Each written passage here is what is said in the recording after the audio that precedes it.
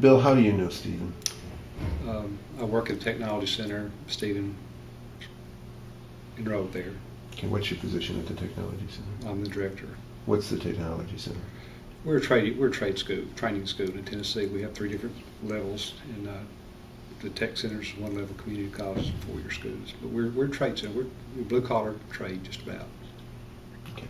And you were starting to tell us before we started taping about how it is that you came to know Stephen. So tell me that story. I did orientation, and quite honestly, Stephen was in the orientation and didn't pay much attention to him. He didn't look much different from a lot of the students, except he had a few more tattoos and things of this nature. But I didn't think much about it. I'd see him back in the shop some. He was usually sitting down. I didn't think much about that. But one day he just came to me and he said, "I need some help. I'm homeless. I don't have anywhere to go. I don't have anywhere to turn. I don't have anything." And I didn't know if he was telling me the truth.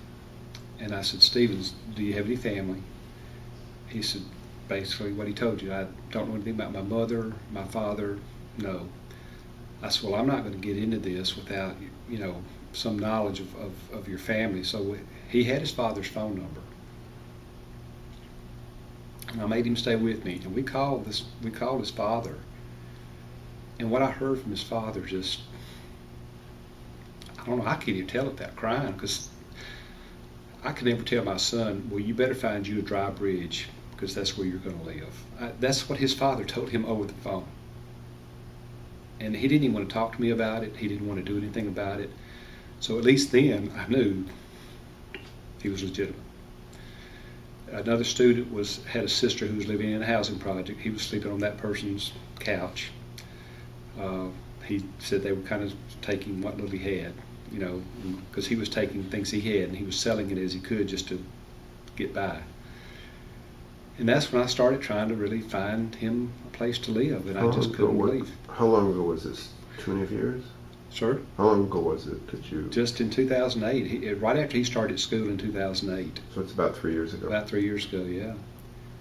And I started just calling places that I knew, because like I said, I'd worked in welfare in where we're from, and I just know a lot of people. And I mean, the doors were just shutting in my face, and I just couldn't believe it would be that hard to find a place for someone to live. I finally found I went to a housing a realtor, and they said, "Well, we know of a person who rents." So I contacted them, and I found a place for him to rent, but it wasn't a very good place. And I was paying the rent for him, but it wasn't ideal. But he says, "But I'm not sleeping in the rain." How much was the rent? I don't know, $360, $70, something like that a month. And my church really kicked in on furniture, getting him some stuff. A lot of people just appealed, and a lot of people answered the appeal. He had food stamps, but a lot of the other things, a lot of people were generous and nice, and we all just, we kicked in and we helped out. But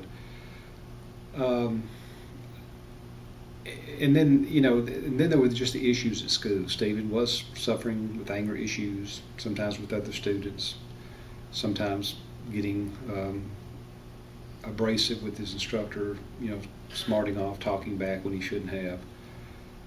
Stephen's a smart guy, and this thing about him being turned down because he's too smart, I actually heard a voc rehab counselor say, "You're not a stupid person, so they don't feel like they need to help you."